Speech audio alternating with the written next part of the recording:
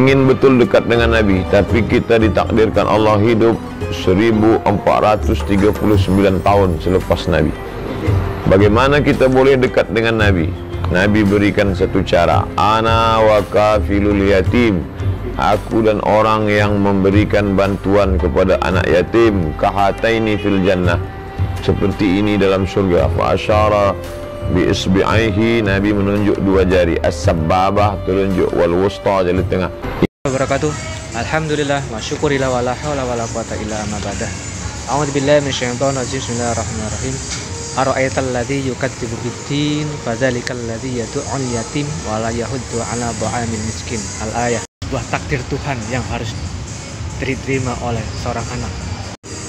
Menyantuni, menyayangi dan membina anak yatim adalah sebuah kewajiban, dan menelantarkannya adalah sebuah kedurhakaan, dan menghardik adalah sebuah larangan. Sahabat-sahabat JNC TV dimanapun berada, jumpa lagi dengan saya di acara Jelajah Nusantara bersama JNC TV tentunya. Kali ini saya sedang berada di Jakarta Timur, yaitu di daerah Rawamangun, tepatnya di Yayasan Pemberdayaan Yatim Indonesia. Acara ini adalah acara santunan anak yatim dan juga buka bersama yang dilakukan dikoordinir oleh teman-teman YouTuber pecinta kuliner Indonesia. Di antaranya ada Pantau Kuliner Indonesia, ada As Kuliner, ada Leon Kantina, ada Mat Beken, ada Sobat Kuliner, ada Dapur Mangsan, ada Jus Makan, ada Jan-Jansan, Laku-Laku Yuk, Sahabat Icip, Makan Masak Jalan, Budi Icip Kuliner, ada Abang Kuliner, ada Vera Dudut, ada Baper, dan lain-lain. Oke sahabat-sahabat JNC TV, langsung aja kita tengok keseruannya. Ayo nih, teman-teman sudah pada kumpul, mereka sudah siap buka bersama dan juga santunan. Assalamualaikum kawan-kawan. Bismillahirrahmanirrahim. Ingin betul dekat dengan Nabi, tapi kita ditakdirkan Allah hidup 1439 tahun selepas Nabi. Bagaimana kita boleh dekat dengan Nabi? Nabi berikan satu cara, ana wa kafilul yatim, aku dan orang yang memberikan bantuan kepada anak yatim, kahataini fil jannah, seperti ini dalam surga. Fa asyara bi isbi'aihi, Nabi menunjuk dua jari, as-sababah telunjuk, wal wusta jari tengah, fa farraja bainahuma, dia jarangkan antara keduanya. Beginilah dekatnya antara aku dengan orang yang menyantuni anak yatim. Menjadi yatim bukan kehinaan, sebab menjadi yatim kemuliaan. Dia yatim, siapa dia? Muhammad sallallahu alaihi wasallam. Ditulis oleh Abu Ja'far Al-Barzanji. Walamma tamma min hamlihi syahrani ala ashhuril aqwalil marwiyah tufiya bil madinatil munawwarati abuhu Abdullah. Ketika sempurna hamilnya 2 bulan menurut hitungan bulan Qamariyah, maka meninggallah bapaknya bil Madinatil Munawwarati abuhu Abdullah. Syair Al-Barzanji yang selalu dibaca oleh orang-orang Melayu. Ini menunjukkan bahwa Nabi Muhammad SAW yatim. Maka dalam Quran, fa'ammal yatima fala taqhar, membentak, menghardik, sumpah serapah, caci maki, hamun kepada anak yatim, sama dengan melakukan perbuatan itu kepada Nabi Muhammad SAW, karena mereka hanyalah ada satu sifat kesamaan. Imam Syafi'i yatim, lahir di Gaza, Palestina, kemudian dibawa pindah oleh ibunya ke kota Makkah Al-Mukarramah dalam keadaan yatim, tapi keyatiman bukanlah cacat. Syekh Yusuf Al-Qaradawi yatim, banyak orang-orang besar yatim, tapi dimuliakan Allah Subhanahu wa ta'ala. Oleh sebab itu maka, dan ketika kita menolong anak yatim, sebetulnya kita bukan tolong dia. Banyak orang beranggapan, menyangka kalau kita tolong, bantu anak yatim, saya bantu kamu anak yatim. Bukan, kamu salah. Kalau kamu menolong anak yatim, kamu sedang menolong diri kamu di hadapan Allah Subhanahu wa ta'ala. Man yassara an mu'sirin, siapa yang melapangkan orang yang sulit, siapa yang melapangkan orang yang susah, yassarallahu anhu yaumal qiyamah, maka Allah memberikan kelapangan pada dia pada hari kiamat. Man farraja an muslimin kurbatan min kurabid dunia, Siapa yang melepaskan seorang muslim dari satu kesulitan, kesusahan dunia, farajallahu anhu kurbatan min kurabi yaumil qiyamah, maka Allah akan lepaskan dia dari satu kesusahan huru-hara pada hari kiamat. Wallahu fi aunil abdi, Allah akan sentiasa menolong hambanya. Maka al abdu fi auni akhihi, selama hamba itu mau menolong saudaranya. Ketika kita menolong anak yatim, sebetulnya kita bukan menolong anak yatim, tapi kita sedang menolong diri kita sendiri. Kullu mri'in tahta zilli sadaqatihi, setiap orang nanti di padang mahsyar akan bernaung di bawah atap. Tidak ada atap, tidak ada lagi rumah di padang mahsyar. Bukit-bukit, gunung-gunung tumbang. Wa takunul jibalu kal ihnil manfush, bukit-bukit, gunung-gunung seperti bulu kambing manfush, dihembus angin. Lalu di mana kita bernaung? Kullu mri'in tahta zilli sadaqatihi, orang akan bernaung, berlindung di bawah sedekah. Maka kalau kita bagi pada anak yatim, sesungguhnya kita sedang membina sebuah naungan di padang mahsyar. Da'u mardakum bis sadaqah, da'u, berobatlah kamu dengan sedekah. Ini pun juga menjadi salah satu ajaran Nabi SAW. Datang seorang sahabat berhati keras, syaka ila Nabi SAW an qaswatil qalbi, mengadu kepada Nabi tentang hati yang keras. Kalau batu keras ditetesi air masih boleh berlubang. Wa innal minal hijarati lama yatafajjaru minhul anhar, ada batu yang ketika dia terbelah memancar air. Wa inna minha lama yashaqqaqu fayakhruju minhul ma, ada batu yang ketika dia terpecah memancarkan mata air. Wa inna minha lama yahbitu min khasyatillah, ada batu yang hancur berderai karena takut kepada Allah. Tapi kalau sudah hati manusia mengeras, maka dia bal asyaddu qaswah, lebih keras daripada batu. Maka bagaimana orang yang berhati keras ini datang kepada Nabi mengadu, melapor, ya Rasulullah, bagaimana keras hatiku ini? Kata Nabi, kalau kau ingin mengobatinya, at'imil masakin wafsah ra'sal yatim. At'imil masakin, bagi makan orang miskin, wamsah ra'sal yatim, sapu kepala anak yatim. Ini diajarankan Nabi. Maka kalau ada orang berhati keras, bagi dia ke tempat anak yatim, kasih makan, sapu kepala anak yatim. Sapu kepala anak yatim.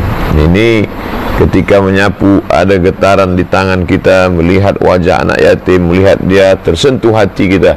Khatamallahu ala qulubihim, hati terkunci. Wa ala sam'ihim, telinga tersumbat. Wa ala abasarihim, mata tertutup. Summum, bukmun, umyun, fahum la yaqilun, pekak, tuli, bisu, buta, mereka tak boleh berfikir. La yarji'un, tak dapat jalan balik pulang. Tapi ada satu jalan menghidupkan lagi hati yang hampir mati, yaitu dengan membagi kepada fakir miskin. Bagaimana kalau kita bagi dia makan? Baik. Bagaimana kalau kita bagi dia pakaian, kain, baju, sorban? Maka lagi baik. Ma min muslimin yaksu musliman thawban, bila ada seorang muslim memberikan pakaian, kain, baju kepada seorang muslim yatim, kana fi zimmatillah, maka dia akan sentiasa dalam lindungan Allah. Madamat alaihi khirqah, walaupun kain itu tinggal sepotong, maka kita bagi. Ini anak yatim. Ketika Nabi SAW diperintahkan Allah, masuklah ke dalam syurga ya Muhammad, Nabi pun masuk ke dalam syurga. Nabi menoleh memandang ke belakang, dia tengok ada seorang perempuan. Yang nomor 2 masuk ke surga selepas Nabi bukan lelaki, tapi perempuan. Dia tengok perempuan. Siapa engkau perempuan? Aku orang yang membesarkan anak yatim. Oleh sebab itu maka dekat dengan Nabi disebabkan amal-amal. Semua orang ingin dekat Nabi Muhammad SAW. Bagaimana dengan orang yang tidak peduli kepada anak yatim? Apakah kalau peduli dapat pahala? Kalau tidak peduli tidak apa-apa. Kalau memberi makan anak yatim dapat pahala, kalau tidak kasih makan tidak apa-apa. Tidak begitu. Kalau peduli pada anak yatim, dekat dengan Nabi. Peduli pada anak yatim, dapat naungan pada mahsyar. Peduli pada anak yatim, dapat amal jariah. Tapi kalau tak memperdulikan anak yatim, Fadzalikal ladzi yad'ul yatim. Itulah orang yang menyia-nyiakan anak yatim. Siapa dia? Ara'aital ladzi yukadzdzib. Sebab itu bila kita suka collection macam-macam. Sekarang ada orang collection kucing, ada collection batu cincin, ada collection macam-macam. Maka buatlah collection yang boleh menolong kita di hadapan Allah Subhanahu wa taala pada saat tak ada yang boleh menolong kecuali pertolongan Allah. Maka saya pernah pergi ke satu tempat, saya tinggal duduk di Sumatera, pergi ke Kalimantan. Sampai di Kalimantan, istana yatim. Berapa pun anak yatim? 1.700 orang. Macam-macam anak yatim dari Sumatera, anak yatim dari Sulawesi, anak yatim dari Papua dia kumpulkan 1.700. Saya tanya berapa orang yang bagi makan ini, dia senyum, saya sendiri saja. Masya Allah, ini orangnya masih hidup. Nanti kalau mau pergi ke sana, tapi jauh, dari Pekanbaru, Riau, Sumatera pergi ke Jakarta, dari Jakarta naik flight lagi pergi ke Banjarmasin, dari Banjarmasin naik flight lagi ke Kota Baru, dari Kota Baru barulah sampai ke Batu Licin. Di Batu Licin inilah istana yatim yang besar. Ini saya berjumpa dengan orang-orang yang unik yang ada di zaman ini, tapi duit dia yang habis untuk yatim itu tidak habis-habis, berganti terus. Ada orang yang mendirikan 5 university di Aceh, di Batam, di Lampung, di Sulawesi. Dia buat 5 university berawal dari peduli pada anak yatim. Abul Yatama, Abu bapak, Yatama anak-anak yatim. Maka dibuatlah university Abul Yatama. Allah berikan balasan yang luar biasa. Kenapa Tuhan peduli betul pada anak yatim ni? Sebab saya anak yatim. Saya merasakan bagaimana susahnya dulu, Ustaz. Sampai-sampai adik saya tidak boleh masuk sekolah sebab belum lagi membayar itu, membayar ini. Akhirnya saya berazam, nanti kalau Allah bukakan pintu rezeki, Masya Allah. Tapi banyak orang tak tahu, sebab dia sengaja tidak mau itu diketahui orang banyak. Dia takut riak, dia takut. Tapi saya ceritakan untuk bagikan kita semangat bahawa ada hamba-hamba Allah, dia bagikan hartanya tidak berkurang sama sekali, karena dia sadar bahawa ini bukan dari jerih payah dia, ini adalah pemberian Allah Subhanahu wa taala. Maka Allah kalau membukakan, wa may yattaqillaha yaj'al lahu makhraja wa yarzuqhu min haitsu la yahtasib. Kalau kau takut pada Allah, maka Allah bukakan rezeki dari tak disangka-sangka. Tapi kalau kau takut duit kau habis, Allah tutup segala yang sudah kau sangka. Maka kita diberikan Allah jalan kebaikan. Ada orang yang kakinya diuji, sanggup tak datang ke masjid? Sanggup, mampu dia datang ke masjid. Mana dia? Ini yang di Sungai Akar sekarang. Kajian tazkirah Isya, asar dia dah datang. Itu lulus, diuji. Ada diuji telinga, sanggup tak telinga ni mendengar kajian? Sanggup. Penrite 300 tajuk boleh dia dengar. Mata diuji, ada orang diuji mata, boleh tak baca Quran? Duduk, satu kali duduk maghrib ke Isya, 1 juzuk boleh. Mata diuji, lulus exam. Kaki diuji, lulus. Tapi manakala poket diuji, situlah banyak bakhil. Wa man yuqa syuhha nafsihi, sesiapa sahaja yang selamat daripada bakhil, faulaika humul muflihun, itulah orang yang beruntung. Kenapa disebut mereka beruntung? Karena mereka sudah mampu melawan hawa nafsu, melawan bakhilnya. Makanya nanti orang itu kalau sudah dicabut nyawanya, keluar dari jasad, digulung pakai kain, dimasukkan ke liang lahat, mati. Andai dia boleh hidup lagi, dia nak buat apa? Maka apa kata orang mati? Laula akhartani ila ajalin qarib, kalaulah engkau bagi aku masa qarib, sikit saja lagi, Mati hari ini, engkau bagilah aku ya Allah sampai besok saja, qarib, kejap saja. Kalau aku bagi masa sampai besok, kau nak buat apa? Fa as-saddaqa, aku mau bersedekah. Ayat Quran. Laula akhartani ila ajalin qarib fa as-saddaqa wa akum minas salihin. Kenapa orang yang mati itu disebut terus minta kalau hidup akan sedekah?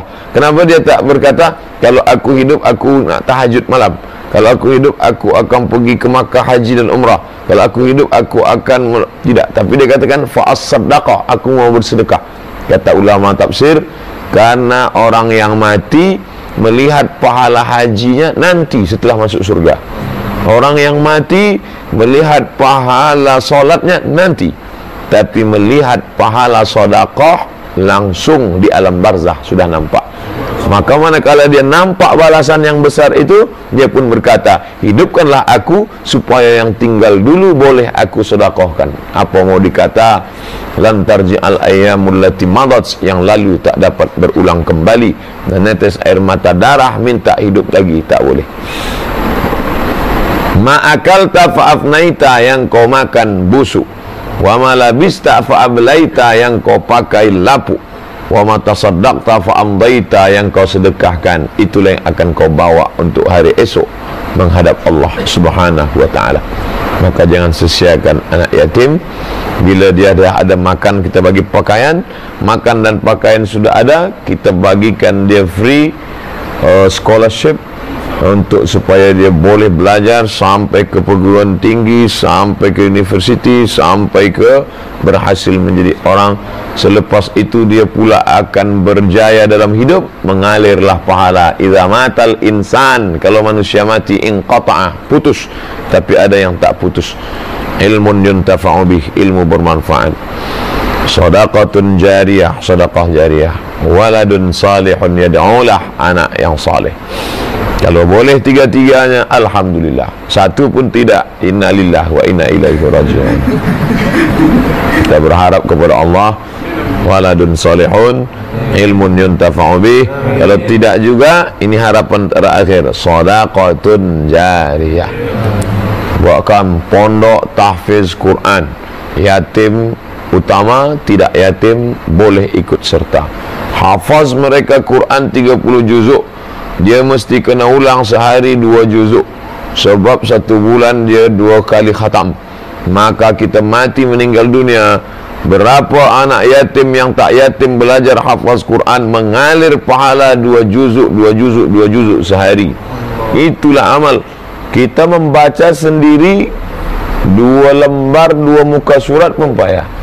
Tapi ada orang yang smart, dia bagi saja tanah, dia buatkan bena bangunan, maka dia sudah dapat pahala yang mengalir. Maka Allah Ta'ala bukakan pintu hati. Tapi kalau sudah terlalu banyak ditelan dunia, wa tuhibbunal mala hubban jamma, engkau sudah terlalu cinta kepada harta sehingga tidak lagi menyentuh hati dan mata. Mata tak menangis, hati tak terbuka. Na'udzubillah. Kalau ada tuah di badan, pasir digenggam menjadi intan. Apa makna tuah di badan? Tuah kata orang-orang Melayu zaman dulu, orang bertuah, cuci kaki, basuh kaki, ikan boleh datang. Sebenarnya tuah di badan adalah manfaat harta yang diberikan Allah sikit tapi barakah. Itulah mengapa kita minta kalau untuk agama salamatan fid din, kalau untuk badan wa'afiatan fil jasad, kalau untuk ilmu wa ziyadatan fil ilm, tapi kalau untuk harta wa barakatan fil rizq. Yang terakhir hadis bahawa setiap hari orang yang bersedekah makanan, bersedekah pakaian, bersedekah sekolah dia, tiap hari dia bagi, maka malaikat mendoakan dia, Allahumma ati munfiqan khalafa, ya Allah, orang yang bersedekah ini bagilah dia ganti. Allahumma ati munfiqan khalafa, yang bersedekah ni bagi dia ganti.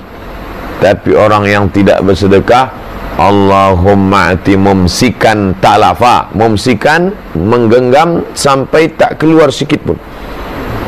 Dia genggam sampai tak keluar, mumsikan. Orang yang menggenggam sampai tak menetes walau sikit pun, bagi dia kebinasaan. Oke, terima kasih sahabat-sahabat CNC TV dimanapun berada.